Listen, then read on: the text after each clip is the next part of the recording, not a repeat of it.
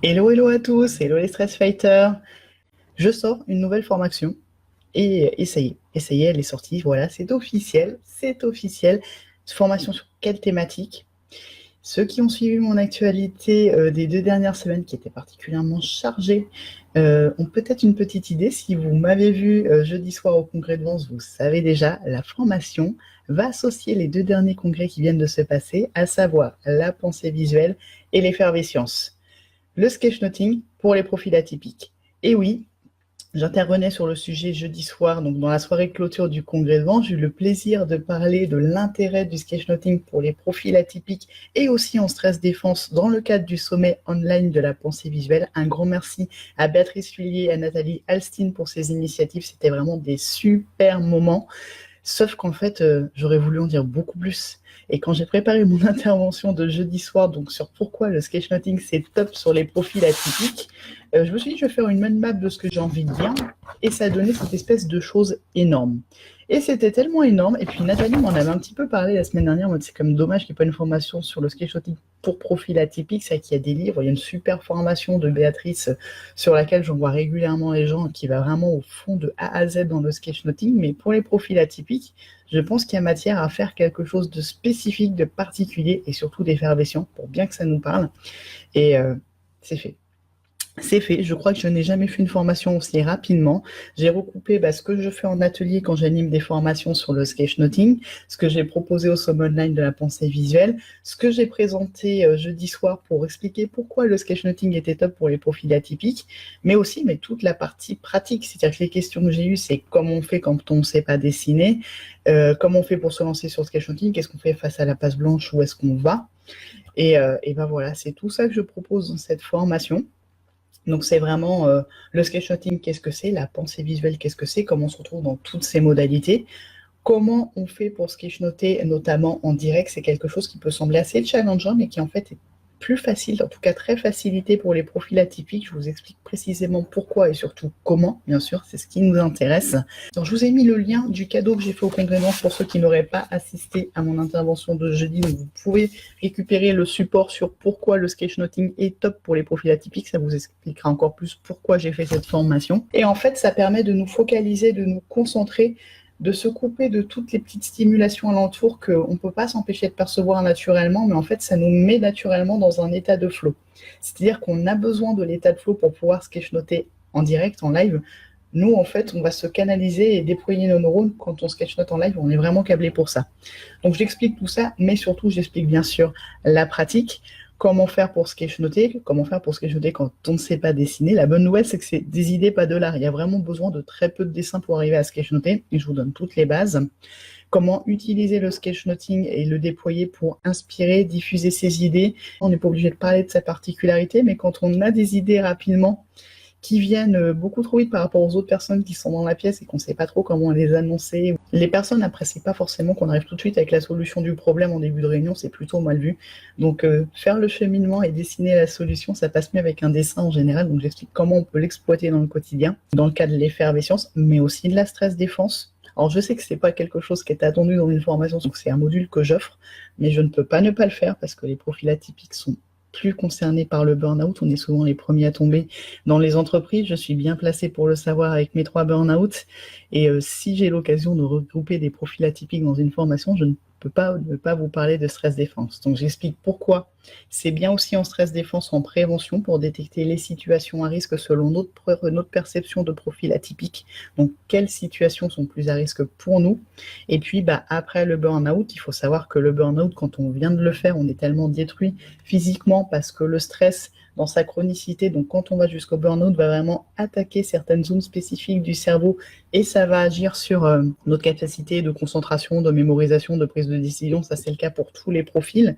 Et en fait, c'est assez surprenant et déstabilisant pour les profils atypiques et effervescents parce qu'on a un cerveau qui fonctionne en permanence très très vite. Et là, c'est comme si on n'avait plus de cerveau. Donc ça fait ça pour tout le monde, cette sensation de ne plus avoir de cerveau après un burn-out. C'est normal, entre guillemets, c'est vraiment la conséquence du processus qui amène au burn-out, mais c'est très déstabilisant quand on a un cerveau qui a été toute notre vie très envahissant. Donc je vous explique ça, je vous explique comment le gérer entre guillemets, plutôt l'accueillir et surtout comment le sketchnoting va vous aider à récupérer une partie de cette effervescence, même si la reconstruction prend du temps. On peut retrouver ce fonctionnement atypique qui part dans tous les sens et qui permet de générer des nouvelles idées innovantes grâce au sketchnoting, même quand le cerveau est encore sur le coup du burn-out, des burn-out. Moi, je sais que voilà, j'ai pas mon cerveau d'avant, hein, c'est pas encore le cas, j'en ai bien conscience. C'est parfois assez frustrant. Mais le sketchnoting m'offre un moyen d'expression, de communication, de transmission des idées qui me permet de compenser ça et surtout qui permet de mettre du fun dans ma prise de notes, dans ma communication, dans la façon dont je diffuse l'information. Vous avez 3 grosses parties dans cette formation. Je vous ai fait surtout le petit livret pratique, j'ai fini hier soir. Je vous mets les ressources, je vous mets des bonus, il y aura des façons d'étendre la pratique du sketchnoting. Donc je vous explique comment l'utiliser en tant que profil atypique, je vous explique comment moi je l'utilise dans le bullet journal, je vais vous montrer tous mes sketchnotes en plus de vous expliquer comment les faire, donc ça vous fera vraiment de l'inspiration. Le petit support, pourquoi le sketchnoting est top pour les profils atypiques, donc bien sûr vous l'aurez aussi à l'intérieur, puis surtout on va rentrer bien dans le détail sur le pourquoi du comment, mais je vais mettre le petit livret en plus. Si vous voulez, moi aussi j'aime bien imprimer parce que justement j'annote les supports, donc ça permet pour les personnes qui n'auraient pas suivi le congrès d'Anse, il y a quand même quelques explications neurologiques, physiologiques sur pourquoi on est câblé pour ça. Et puis voilà le petit livret que je vous ai préparé hier. Alors je vais le feuilleter rapidement. C'est vraiment la technique, comment on fait pour dessiner avec des exemples, des choses que vous pourrez reproduire. Bon, je ne vais pas tout vous montrer parce qu'après, ça revient du spoil. Donc, la partie dessin, on la voit ensemble. Pour l'instant, il y en a 30 pages. Donc, le dessin, même quand on ne sait pas dessiner, surtout quand on ne sait pas dessiner, je vais complètement vous décomplexer par rapport à ça. Tout ce qui est structure, organisation, conception du sketchnoting, donc toutes les bases bien sûr. Et puis la partie organisation, c'est souvent le blocage quand on veut sketchnoter. C'est sympa la page blanche, mais je fais quoi? Maintenant je commence par où? Je fais quoi? Donc ça, je vous explique toutes les possibilités telles que définies par le sketchnoting. Mais gardez bien en tête que le sketchnoting, c'est complètement freestyle. C'est des idées, pas de l'art. Donc je vous explique les bases, mais surtout je vais vous inviter à jouer avec, à pratiquer. C'est une formation qui se suit avec un carnet et un crayon, bien sûr. On parle de sketchnoting, il y a une partie théorique un petit peu, il y a une partie fonctionnement de nos cerveaux et pour comment nous on va l'utiliser plus spécifiquement, mais bien sûr une grosse partie carnet, crayon, voilà, pas forcément du vert. Je ne suis pas raciste, vous pouvez prendre la couleur que vous voulez. Et écoutez, ceux qui n'ont pas vu l'intervention de jeudi, si vous avez raté le sommet online de la pensée visuelle, dans les 2 cas pour les congrès, vous avez l'ensemble des conférences et vous avez des bonus qu'ont proposé les différents intervenants. Donc moi, sur le sommet online de la pensée visuelle, c'est un guide pour construire sa journée de stress défense personnalisée, qui est en fait le support d'un des ateliers que je donne régulièrement, que je propose en ligne. Et sur le congrès de Vence, donc pareil, vous avez les 12 conférences. Vous avez les sketch notes de l'ensemble des conférences. Donc, j'ai une petite vidéo où je le montre. Ça, c'est le classeur avec tous les originaux. Donc, il y a 12 conférences. Ça fait 34 pages de sketch notes qui reprennent tout le congrès. Alors, je l'ai dit jeudi, je vous le redis. Si vous prenez le pack du congrès, vous pouvez vous entraîner à sketchnoter sur le sommet online de la pensée visuelle. Je vous déconseille de commencer à sketchnoter sur le congrès de Vence parce que c'est très dense. Ce sont que des esprits atypiques, donc ça va très vite. J'ai mis des pauses, j'ai pas fait en temps réel, je veux faire transparent, puis surtout je voulais faire quelque chose qui soit à destination du participant, donc assez exhaustif et très joli. J'aurais pas pu le faire en temps réel, ça allait trop vite. Donc pas de pression pour commencer, ce qui est très bien, c'est les TEDx. Et donc, dans le pack du congrès de Vence, vous avez les interventions, les bonus, les sketch notes, donc les 34 pages où j'ai pris en photo chaque page en haute def. Vous pouvez les imprimer, en fait, vous pouvez faire exactement ce livret-là pour pouvoir suivre, noter et annoter les retranscriptions des conférences. Et Nathalie est en train de mettre en place ça pour pas que vous soyez seul et isolé avec votre pack et surtout isolé avec votre douance, votre atypisme.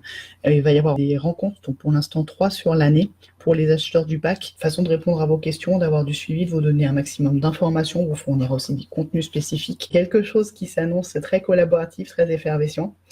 Et ma formation, je l'ai fait rapidement parce que conception pédagogique, vous le savez maintenant, c'est mon métier, donc c'était quand même pas si difficile que ça, à part que c'était des journées chargées.